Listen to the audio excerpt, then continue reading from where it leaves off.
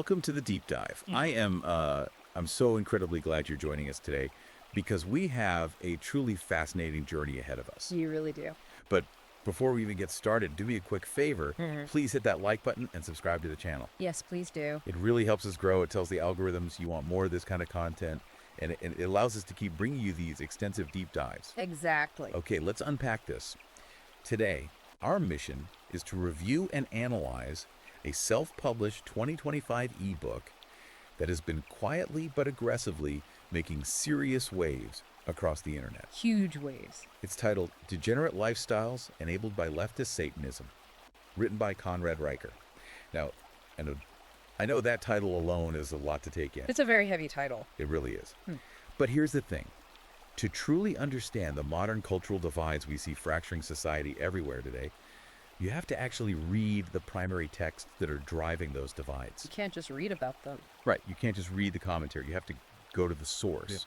Yeah. And this book offers a fascinating, completely unfiltered look into the worldview of the modern men's rights movement and what is often referred to as the red-pilled manosphere. Riker's text claims to explain the hidden history of our major institutions, our public schools, the mainstream media, the military, the family courts, before they were, in his exact words, captured by feminists and Marxists. Which is a massive premise. It is a sweeping, highly controversial critique of modern society. And if you want to dive directly into the mind of this movement and read the manifesto for yourself, the author strongly urges you to check out the book on Amazon, Kindle, and Google Play Books, and to follow his ongoing work at the handle at Conrad Riker on Substack. And before we go a single step further, I need to step in with a crucial clarification for you, the listener. Yeah, this is important. It is vital to note that this text is highly, highly politically charged.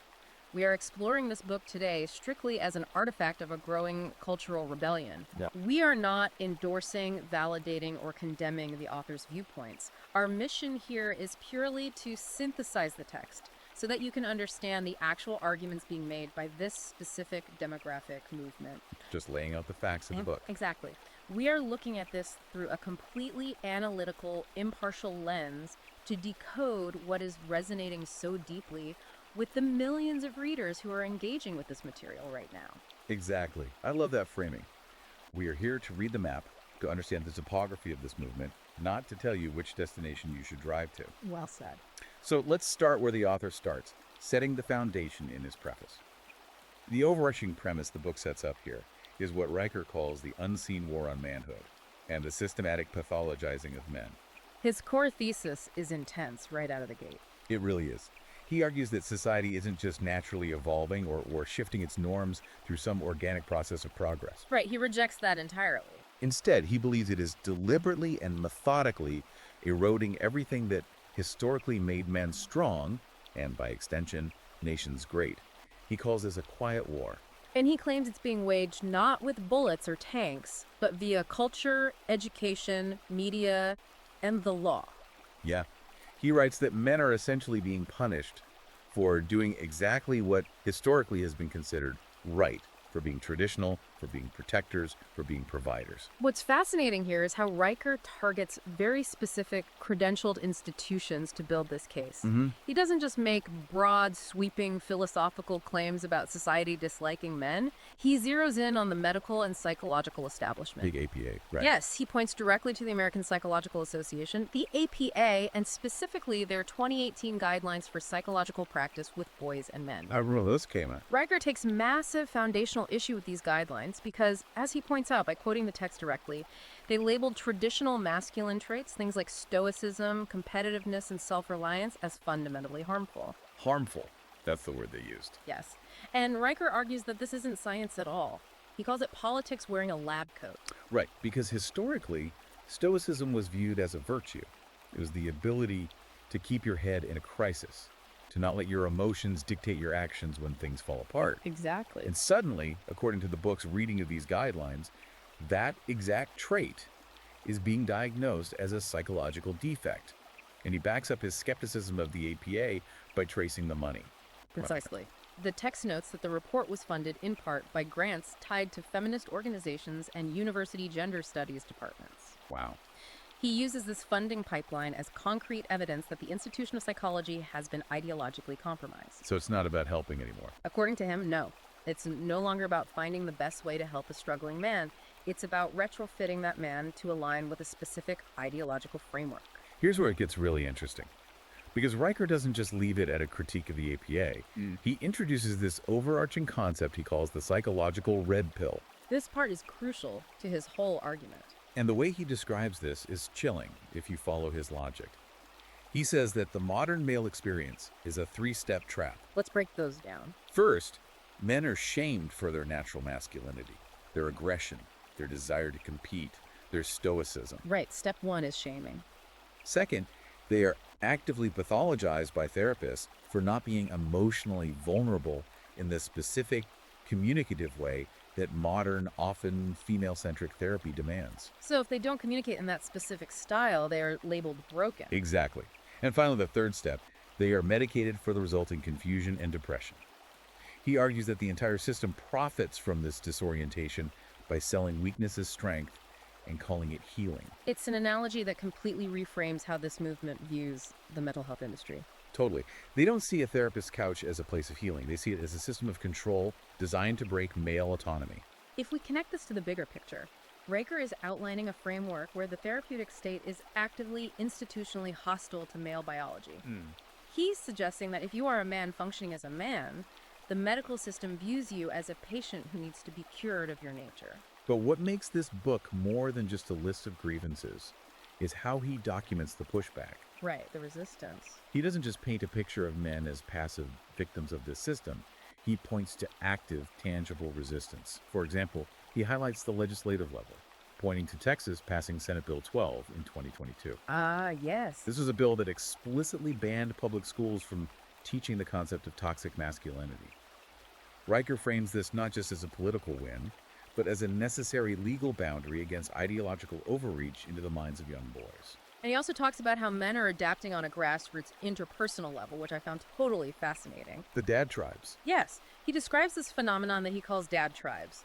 These are fathers who have completely given up on the traditional systems of support. Because they think they're rigged. Exactly. Instead of going to family counselors or traditional lawyers, they are using encrypted messaging apps like Signal and Telegram to form private, invite-only underground networks. And what are they doing in these encrypted chats? They are sharing legal loopholes, custody hacks, and highly specific strategies to fight family courts. They are completely bypassing therapists and the traditional legal advice networks. Because they believe those networks are rigged against them. The book presents this as a strategic, raw response to a hostile system. It's literally a digital resistance movement forming right under the radar. This raises an important question, and it's one the author anticipates you, the reader, asking. How did the system get this way in the eyes of the manosphere? Right, how did the institutions flip? Riker answers this by tracing the roots of the issue, which leads us to his arguments concerning the capture of education and what he calls the woke virus. To explain this, Riker leans heavily on the Marxist model of cultural hegemony. By Gramsci. Yes, originally articulated by the early 20th century Italian philosopher Antonio Gramsci. Okay, let's unpack this carefully because this is a dense academic concept, but it's clearly the engine driving the book's entire theory. Let's do is sort of explain it like on 5 for Gramsci's cultural hegemony. Sure. Is he basically saying that instead of taking over a country with a violent military coup with tanks in the streets and armed revolutions, you just quietly take over the HR departments, the teachers' unions, the universities, and the movie studios until everyone just naturally assumes your ideology is the only correct way to think? That is exactly the mechanism. Gramsci argued that traditional violent Marxist revolutions failed in Western democracies because the working class actually liked their culture and their religion. They didn't want a violent overthrow. Right. So the new strategy became infiltration. You don't overthrow the capitalist system by attacking the government directly. You slowly infiltrate its cultural institutions. You get the schools, the media, the churches. And you slowly redefine the societal norms. You change the vocabulary, you change what is considered acceptable. And you do this over decades. Decades. So that eventually, any resistance to the new Marxist ideology seems not just politically incorrect, but morally illegitimate.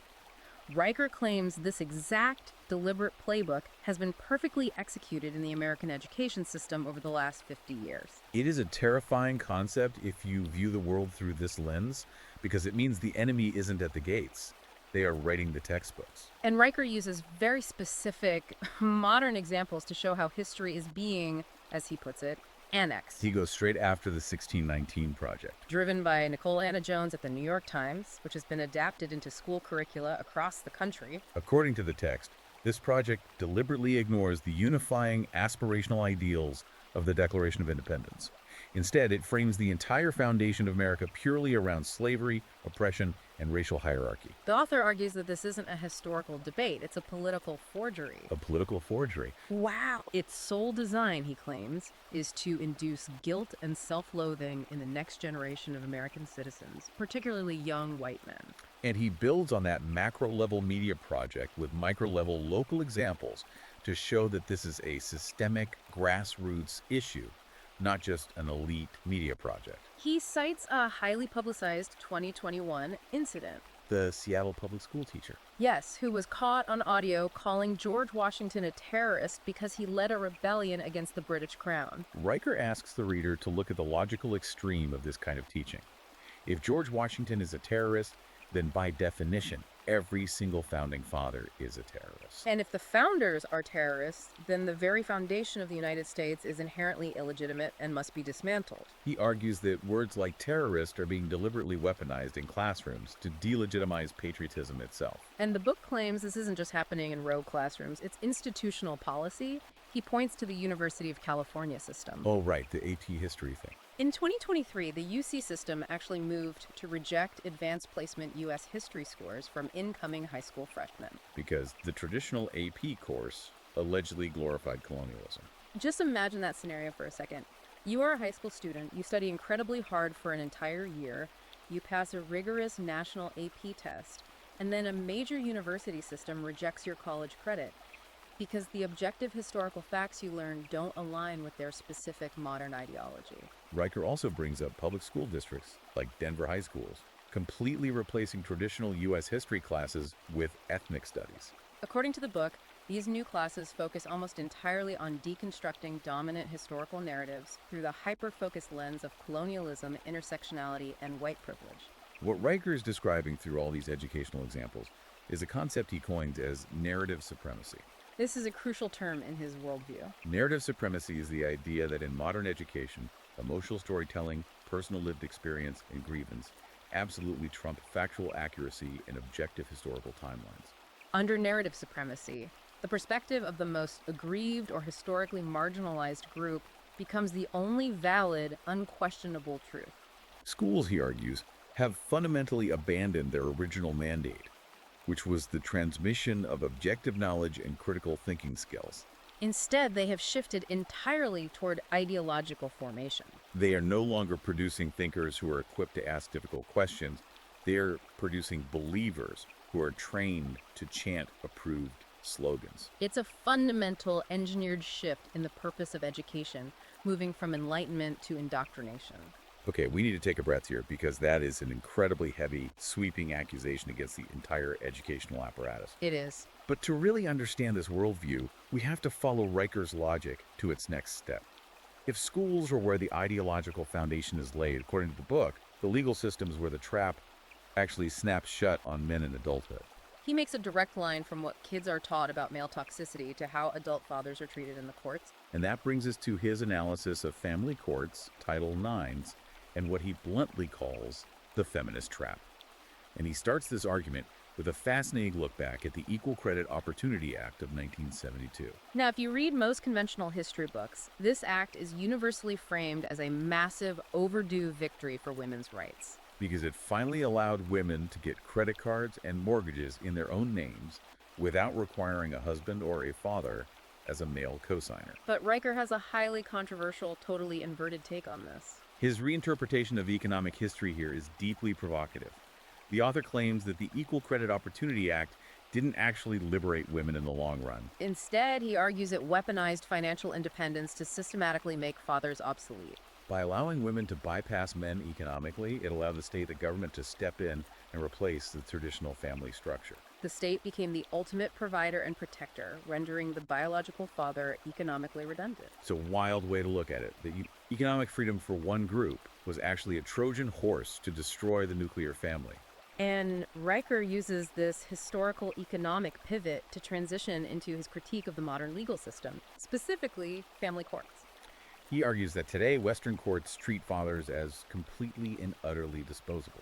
They're viewed as highly convenient when it comes to extracting alimony and paying child support, but fundamentally optional or even detrimental when it comes to the actual day-to-day parenting and decision-making for their children. To illustrate this disposable nature of fathers, he shares a highly disturbing legal precedent involving a man named Marcus in British Columbia. This case is intense. In 2023, Marcus was dragged into family court and ultimately fined $10,000 by a judge for causing emotional harm to his child. And what was his crime? He persistently called his child daughter and used female pronouns, which aligned with her biological sex but went against her newly chosen gender identity.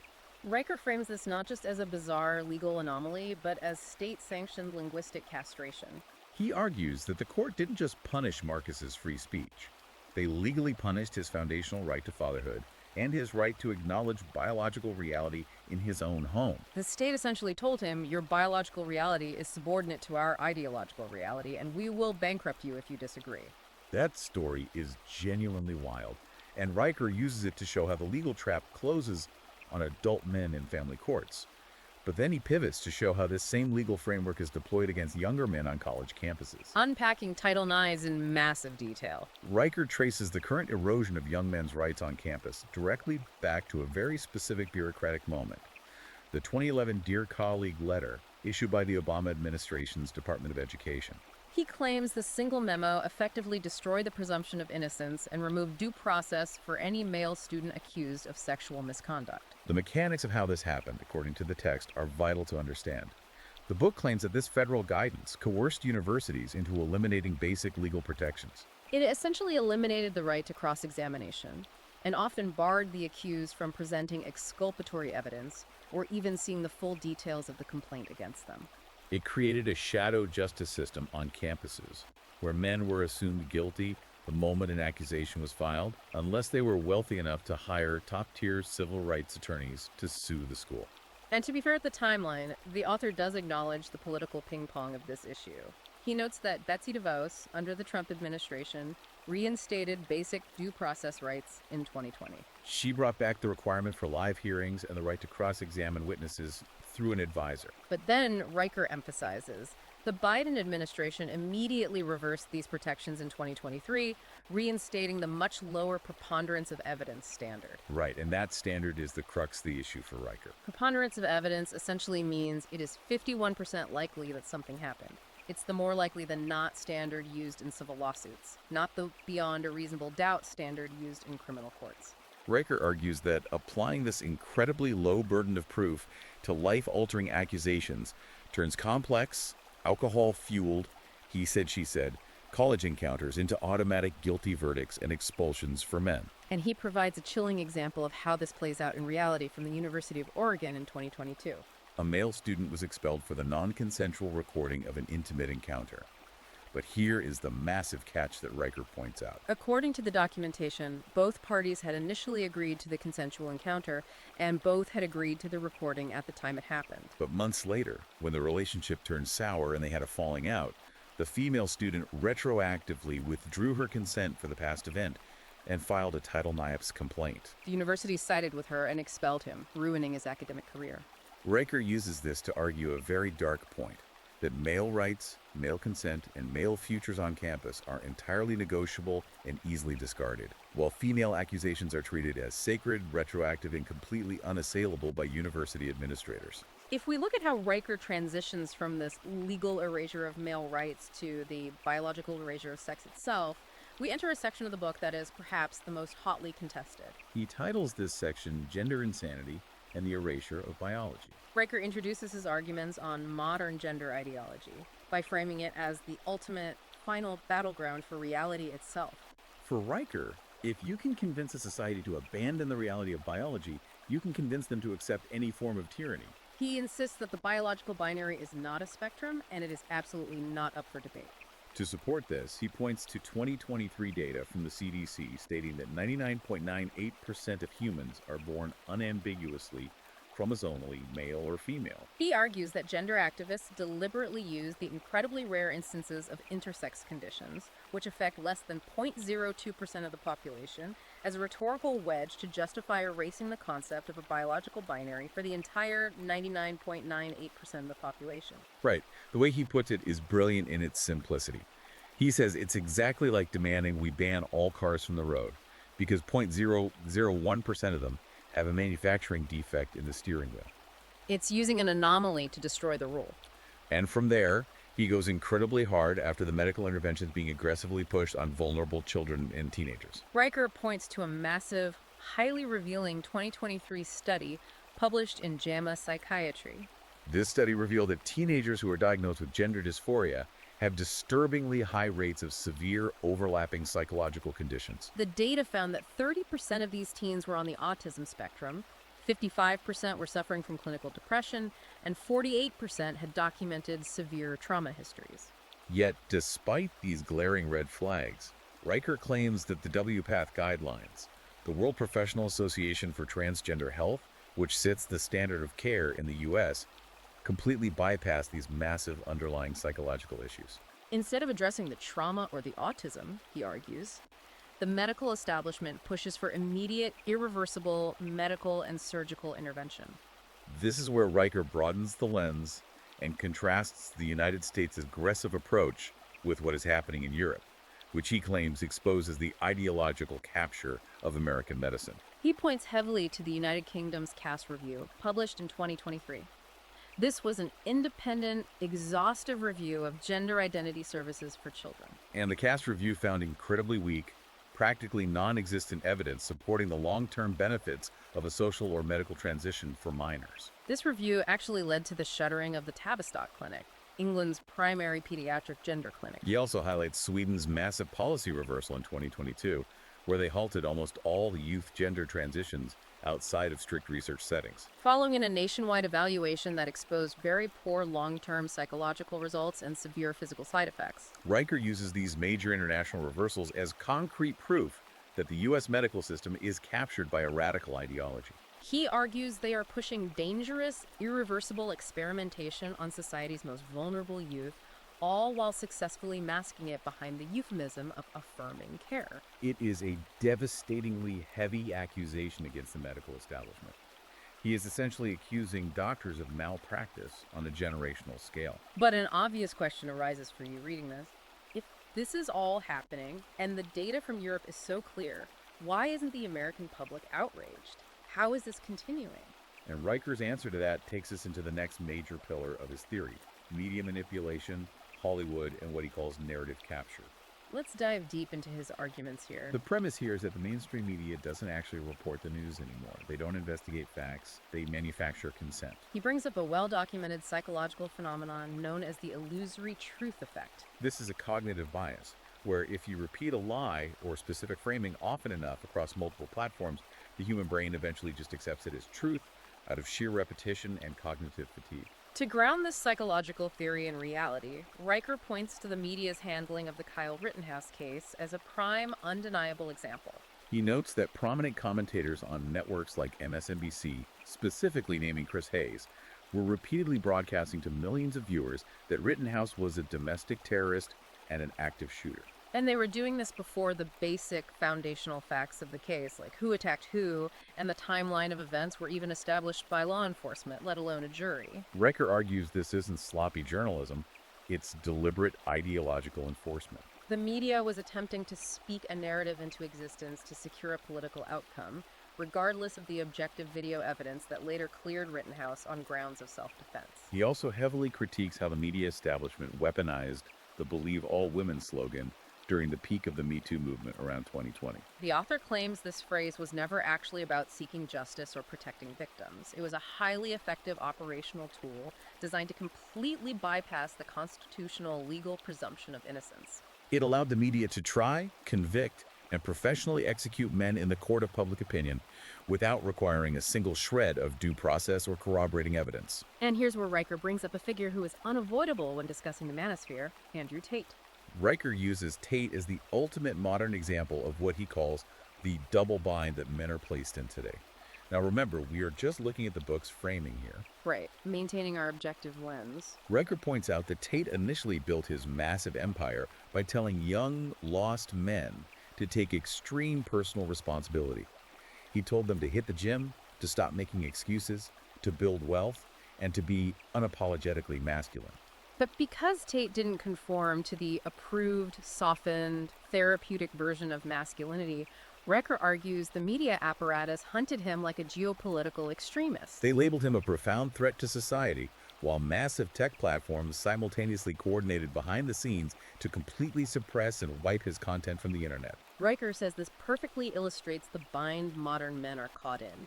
If you show traditional power, assertiveness, and unapologetic masculinity, you are immediately demonized, labeled toxic, and deplatformed by the system. And Riker extends this critique of media manipulation beyond just news networks and social media influencers, directly into the heart of Hollywood and corporate entertainment. He highlights a very specific cultural artifact to make his point, a 2021 Cadillac Super Bowl commercial. In this ad, a father looks intensely at his son and delivers the line, "You are the son of a bitch who will change the world." On the absolute surface level, it looks like a rare, powerful celebration of strong, traditional fatherhood and male ambition. But Riker argues this actually reveals Hollywood's profound hypocritical double standard. He claims the media, Hollywood, and corporate America only tolerate and broadcast strong men when they are fictional, highly scripted, and ultimately contained safely within the boundaries of corporate sponsorships.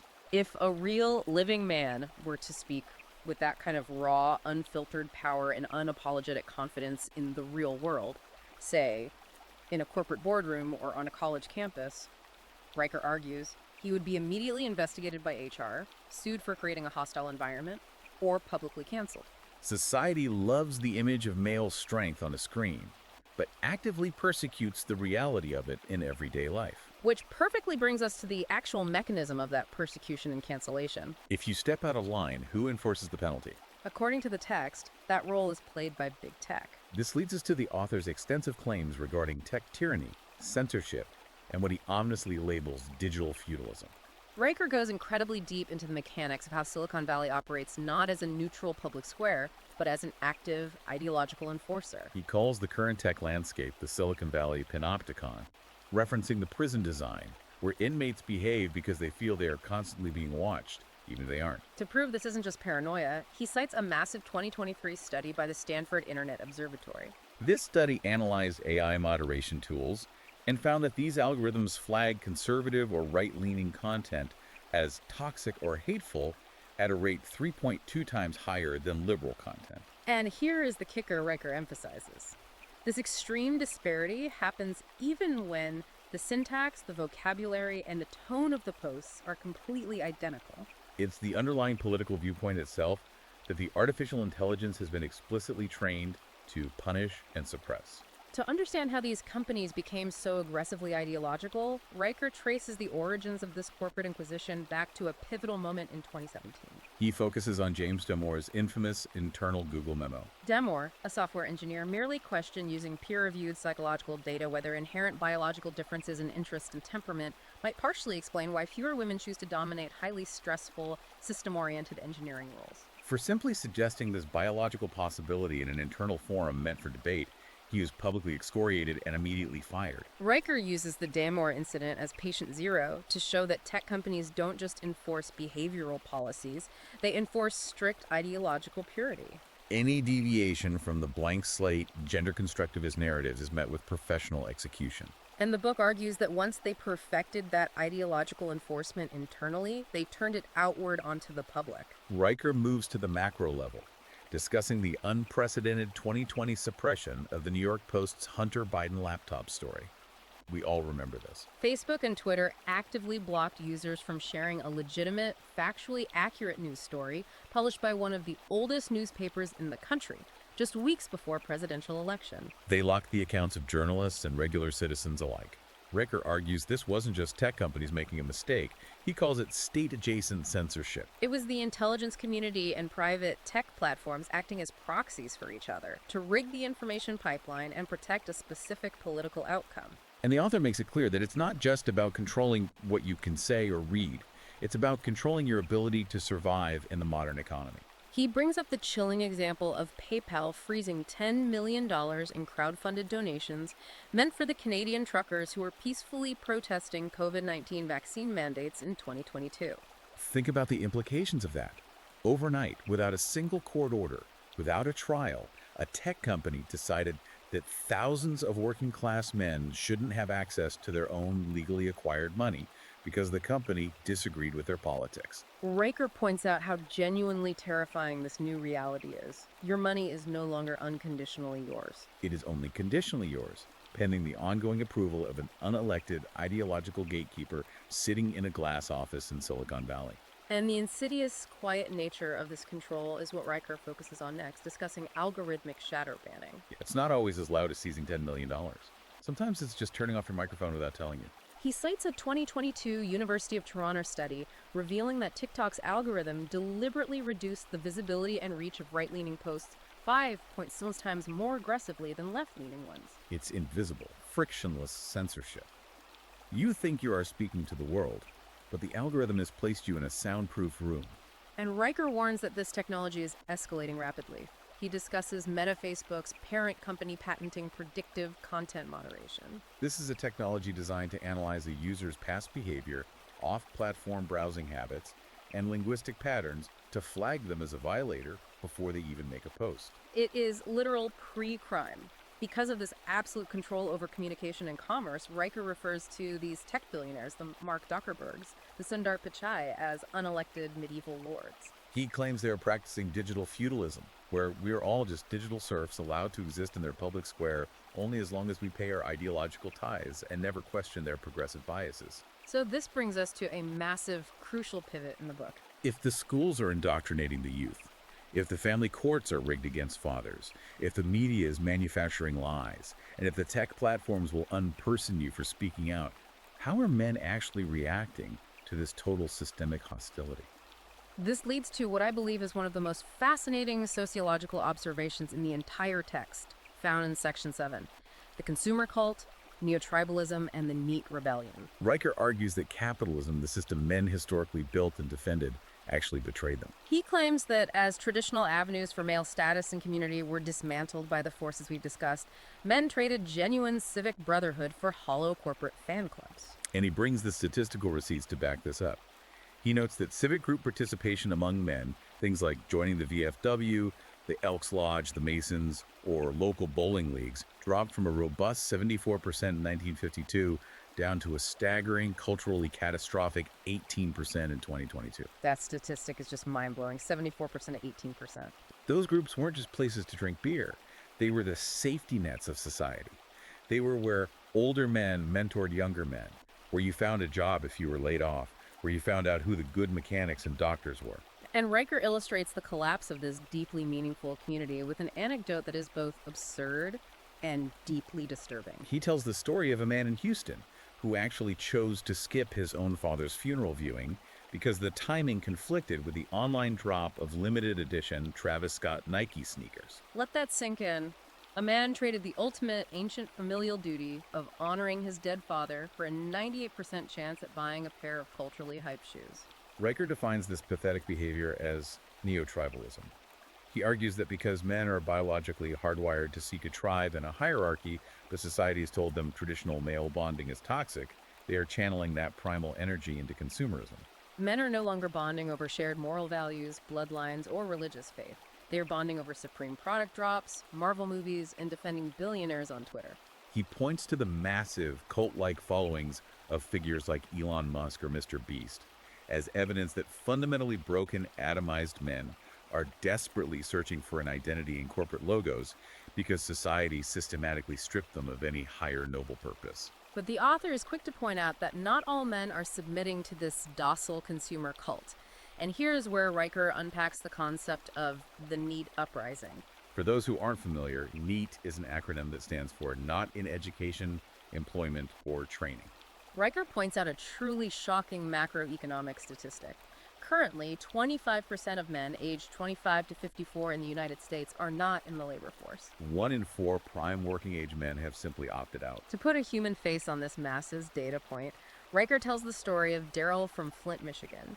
Daryl was a highly skilled welder who worked at the same manufacturing plant for 20 years. But then the plant was bought out, and the new corporate management rolled out mandatory emotional intelligence training. This training required the male factory workers to sit in circles, role-play vulnerability, and explore their softness.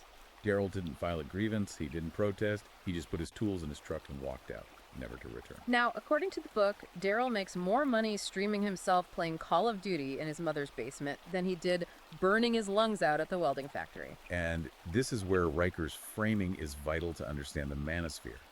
He strongly argues that men like Daryl, these millions of men sitting in basements, are not lazy losers. They aren't depressed failures.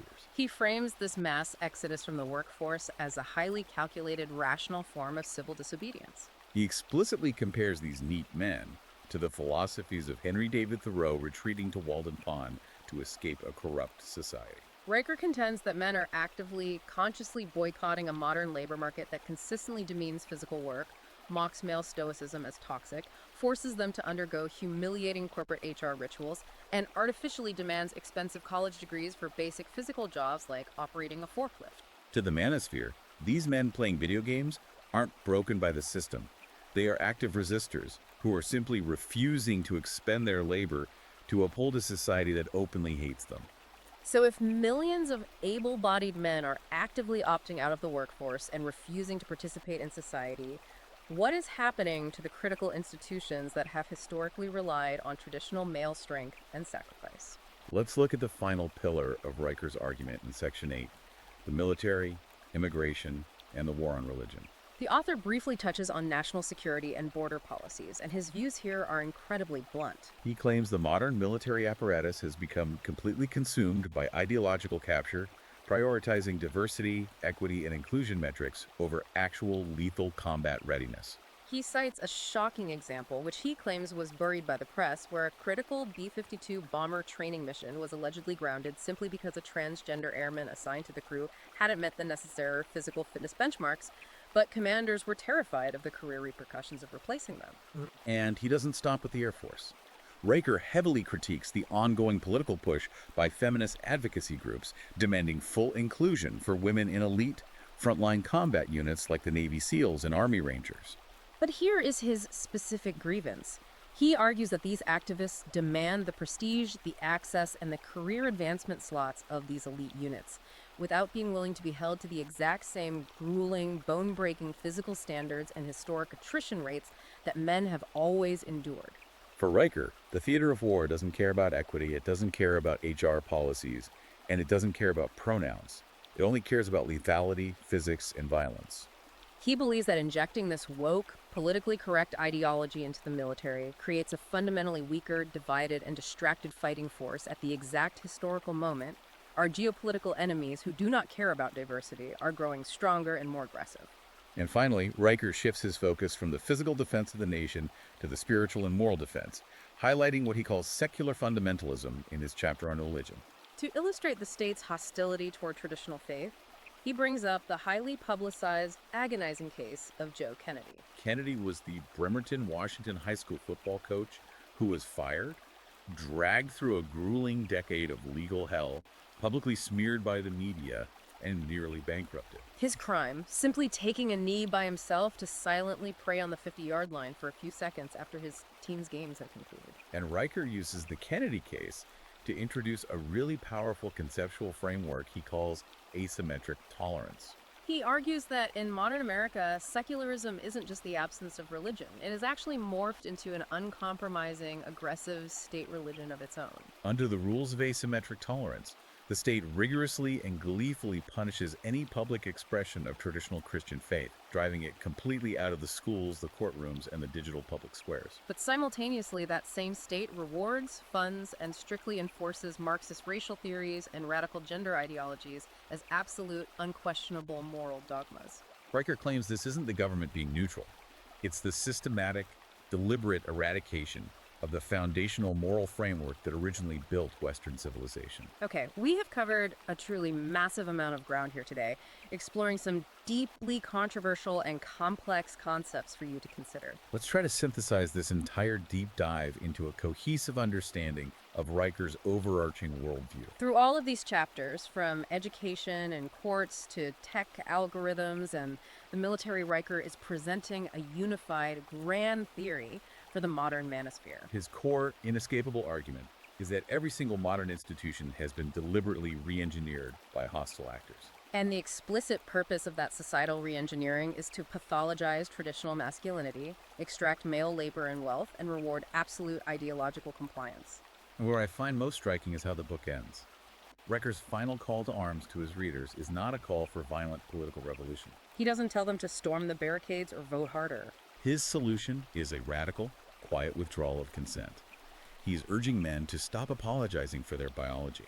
He is telling them to step away from hostile corporate HR departments, to log off of aggressively censored digital environments, and to actively build their own parallel physical networks and underground communities. He sees the future of manhood not in trying to reform a corrupt current system, but in completely seceding from its cultural expectations and letting it collapse under its own weight. Whether you, the listener, found this worldview profoundly challenging, deeply alarming, or intensely validating, there is absolutely no denying that it represents a massive, influential, and rapidly growing force in today's culture. You cannot understand the modern political landscape without understanding these arguments. If you are part of this movement, or if you are simply a curious observer who wants to deeply understand the actual arguments driving this cultural rebellion firsthand, you really need to engage with this text. If you want to read Conrad Riker's full, unfiltered arguments, the author asks that you check out the ebook Degenerate Lifestyles, enabled by leftist Satanism, on Amazon Kindle or Google Play Books. You can also follow his ongoing, incredibly active work by subscribing to @ConradandRiker at Substack. Absolutely.